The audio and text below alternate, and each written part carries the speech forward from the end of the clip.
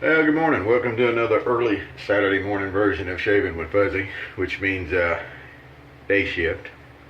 Got some good coffee going this morning, as usual. This is actually a community LSU roast. They put out some different roast. It's a special dark roast. I'm not sure what's special about it, but it doesn't have chicory and it's very smooth, and that's really nice. So anyway, I woke up early this morning, and as my normal when I wake up early for a day shift, I'm make coffee and going to shave. But pretty neat because I'll have time for a cigar on the way.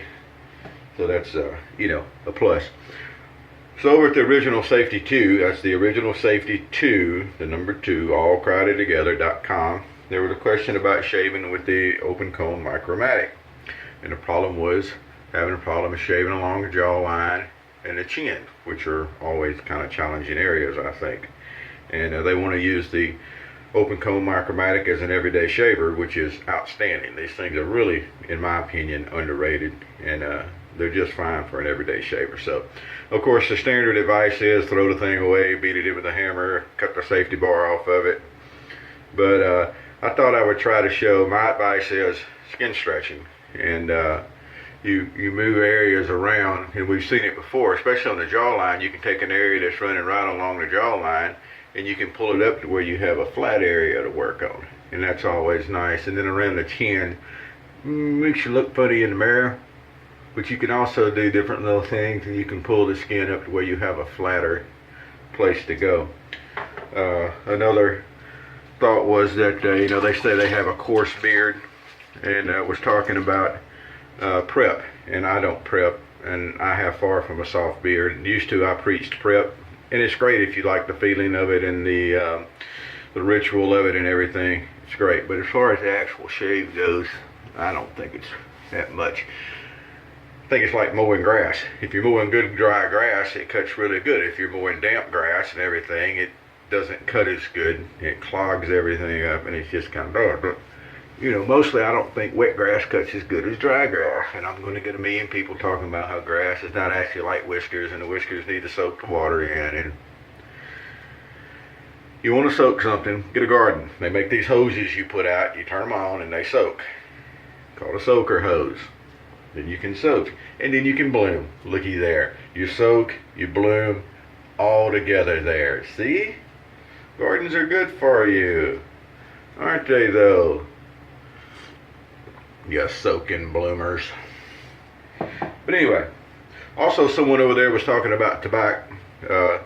Matter of fact, the buddy of mine that sent me some tobacco is sending another one of the shave guys some tobacco. This is really good stuff. The guy's just incredible. He really is. He's from Milan, Italy, and the Italians are just outstanding people.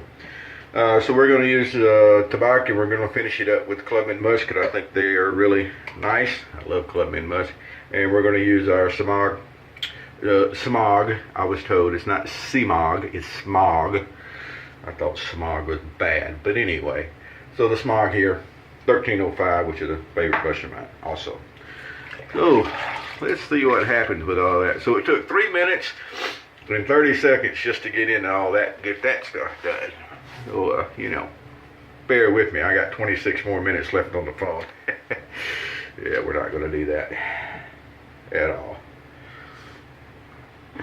So here we go. Oops, I don't drop the bowl. Smooth stainless steel bowl, wet fingers.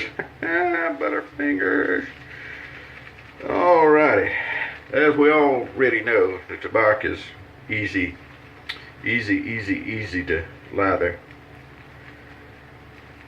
Big old bucket of German goodness, I like to call it. This is some really good stuff in my opinion. I really like it. I am what is known as a fan of it. Just a little more water here. Oh, there we go. Boy. And we're not going to sit here and load the brush forever. We're not making buttercream. We're making hand lather. So here we go.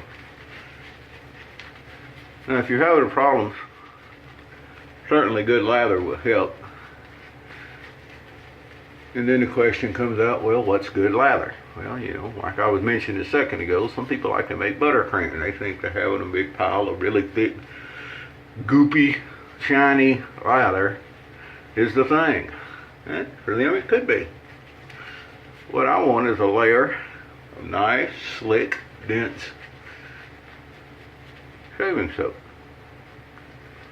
Lather. It spreads out nice. Yeah, something about like that. Well, I tell you what, we'll add a little more water. People talk about, well, you know, if you bowl lather, you can control the water better. Yeah, well, you know, if you eat your soup out of a bowl, you can control the soup better, and you have a reason for the bowl. You know, we gotta have bowls around. Face lather, people. Face lather. All right. Exception of a scuttle. I actually like nice warm lather sometimes. So anyway, the OCMM, the open comb micromatic. Some people say micromatic open comb. I say open comb micromatic for no particular reason at all, other than I do it. This one's loaded with a treat blade that I think has about 3 days on it. We're going to see how it does.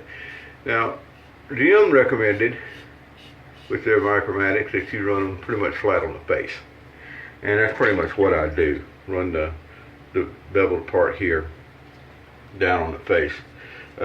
Some people will tell you it shaves better if they move it just a little bit, and okay, yeah, that works for you. Knock it out. I have no issues with it. Alrighty.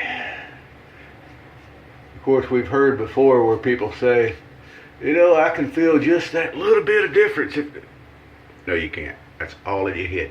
If you're going through and you're moving things around that little bit, and you just get that little bit better, and you want to tell everybody you can't do it the real way because it's a little bit better. No, it's not. But again, that's just what I think. What do I know? All right, so here on the jawline, I left this on purpose. So as you're coming through, you can see down through here where it is. If you skin stretch and you pull this up, well, then you've got a nice flat area there that you can work the lather off of. And then you don't have to shave down the side. And I'll show you here in a few minutes when we do the coming under the chin. You got a nice flat spot under here already. So you shave the nice flat spot. And under my chin is one place where the beard grows a little bit different. With the grain, it's up coming through here and down going through here. So if anyone ever wonders, that's why I do it that way. And then when we get up here, instead of trying to shave all these curves, do a little contortion there, and what you end up with, a little face stretch, and you end up with flat spaces to shave. And trust me on this one, it is easier to shave flat spaces than it is all the curves. So if you're having problems,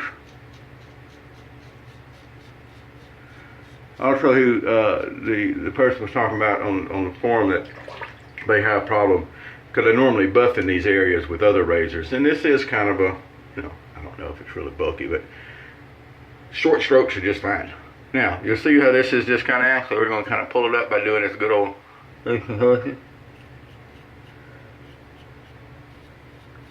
and that's how I shave the chin and the jawline. Alright, over on this side, we're going to do the same thing. We're going to come up here, because this is with the grain on the neck. And then if you're having problems under your jawline down here, pull it up.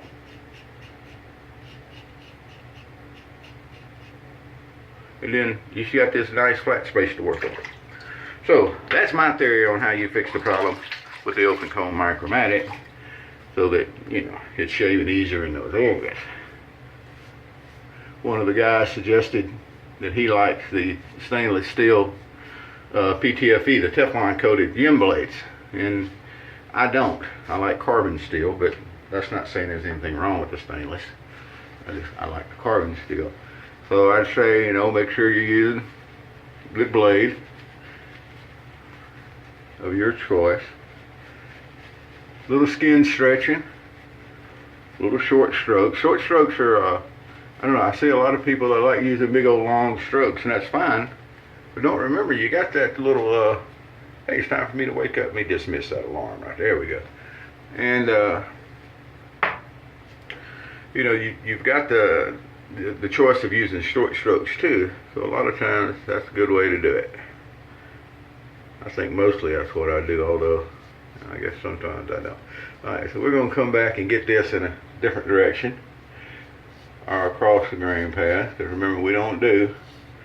And again, we can pull this up nice and tight, which is a good idea.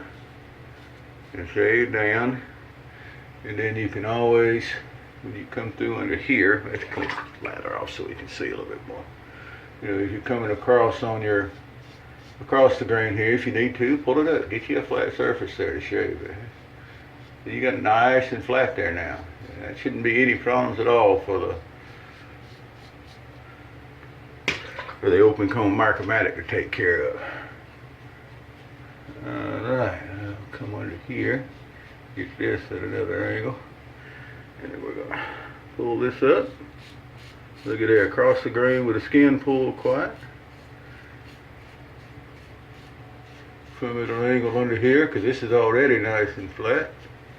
No worries there. And then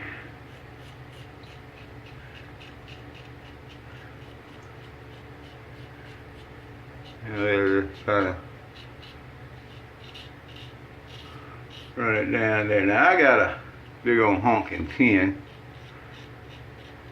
sticking out there, but people can talk bad about this tool. There ain't anything in the world wrong.